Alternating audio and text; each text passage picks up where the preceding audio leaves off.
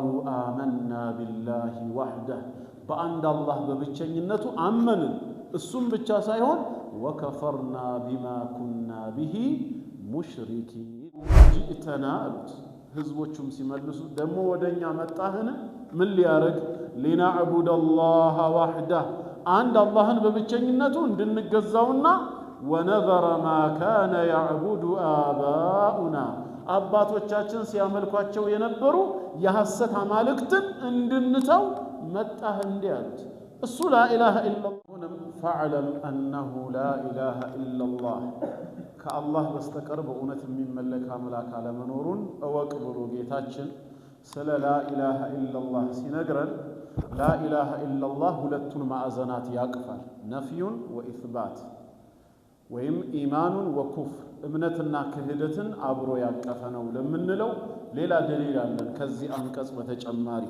ሱረቱ አልሙምተሒና 60ኛው ሱራ አንቀጽ 4 ላይ ጌታችን ምንድነው ያለው قد كانت لكم أسوة حسنة برغتم لنانت ጥሩ አርአያ ጥሩ ሞዴል አላችሁ አለ ጌታ አላህ ማንን በመከተል ስንል في إبراهيم والذين معه በነቢ ኢብራሂም አለይሂ ሰላምና በእነዚያ ከርሱ ጋር በነበሩ በወቅቱ በተከተሉት አማኞች ለናንተ ጥሩ አርአያ ሞዴል አላችሁ ምንድን ነበር ሞዴሉ ምን አድርገው ብለን ስንጠይቅ ደግሞ إذ قالوا لقومهم ለህዝቦቻቸው እንዲህ ባሉ ጊዜ ይላል ያ የተናገሩት ንግግር ለኛም ምንድነው ሞዴል ነው አርአያ ነው ይያለ ነው አላህ ምን አሉ ኢና ቡራአኡ ሚንኩም ህዝቦቻችን ሆይ እኛ እናንተ ከምትሰሩት የጣዖት አምልኮ ተግባር ቡራአ የጠራን የነጻን ህዝቦች ነን አግልለናል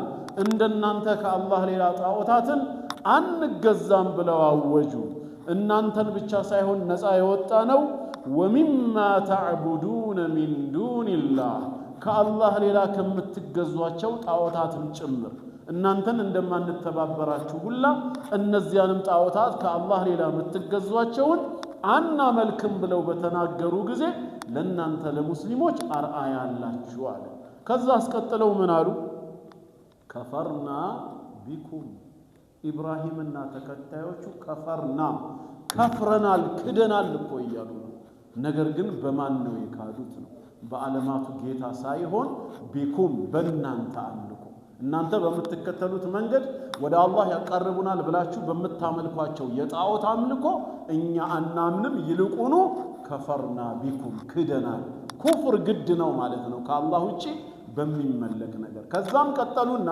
መካድ ብቻም አይደለም ወበዳ ይፋ ወጥቷል ተገልጿል አሉ ከዚህ በኋላ በይነና ወበይነኩም በእኛ በሙስሊሞችና በእናንተ ሙሽሪኮች መካከል አልዓዳወቱ ወልበግዳ አልዓዳዋ ጠላትነትና ወልበግዳ ልባዊ ጥላቻ ይፋ ወጥቷል ከዚህ በኋላ ለአላህ ብለን እንጠላችኋለን ለአላህ ብለን ጠላት አድርገን ይዘናችኋል ይሄንን ለሙሽሪክ ሰዎች በመናገራቸው ለናንተም አርአያ ነው ይያለ እስከ መቼ ነው ጠላትነቱ አበደን ለዘላለም ይቀጥላል አንድ ነገር ብቻ ሲቀር ያም حتى تؤمنوا بالله وحده በአንድ አላህ በብቸኝነቱ እስከታምኑ ድረስ ስለዚህ ነብይ ኢብራሂምና ተከታዮቹ አላህን ያላመለከ በአላህ ላይ ያጋራ ሙሽሪክ ማህበረሰባቸውን ይጠሏቸው እንደነበረ ነግሮናል እኛም ሙሽሪክን የምንወድበት ልብ ሊኖረን አይገባም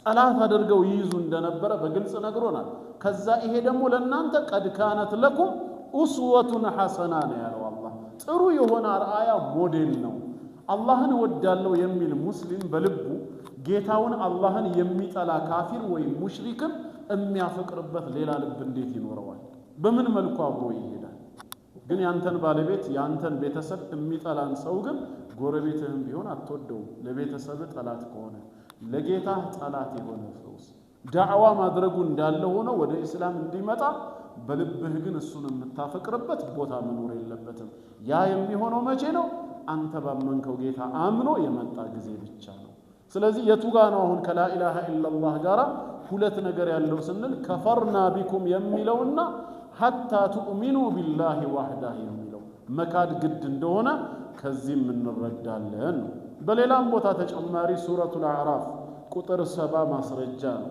ሁድ ዓለይሂ ሰላም ወደ ህዝቦቹ ተልኮ ያ ቀውም ዕቡዱላህ ማ ለኩም ሚን ኢላሂን ገይሩ ብሎ ወደ ላኢላሃ ኢላላህ ዳዕዋ ሲያደርግላቸው ምንድን ነበር እነሱ የሰጡት መልስ? ቁጥር 70 ላይ ቃሉ አጂእተና አሉት። ህዝቦቹም ሲመልሱ ደግሞ ወደኛ መጣህን? ምን ሊያረግ?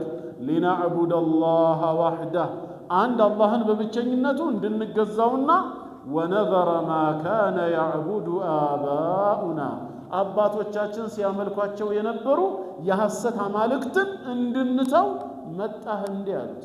እሱ ላኢላሃ ኢላላህ በሉ ብሎ ነበር ወደዚህ ጥሪ ያደረገላቸው። እነሱ ደግሞ ከጥሪው ሁለት ነገር ተረዱ።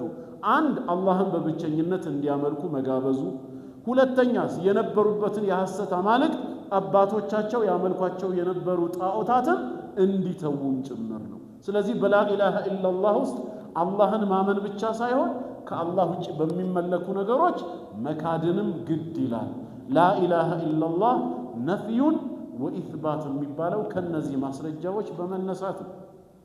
ካፊሮችም እንደዚሁ የቅጣቲቷ ቃል ሲረጋገጥባቸው ከአላህ ዘንድ ሲመጣ ምንድን ነበር የሚሉት? አላህ ነገረን። ሱረቱ ጋፊር ቁጥር 84 ፈለማ ረአው ባእሰና ይላል። ቅጣታችንን ባዩ ጊዜ ቃሉ አመና ቢላሂ ዋሕደህ በአንድ አላህ በብቸኝነቱ አመንን። እሱም ብቻ ሳይሆን ወከፈርና ቢማ ኩና ቢሂ ሙሽሪኪን በሐሰት አማልክቶች ደግሞ ክደናል።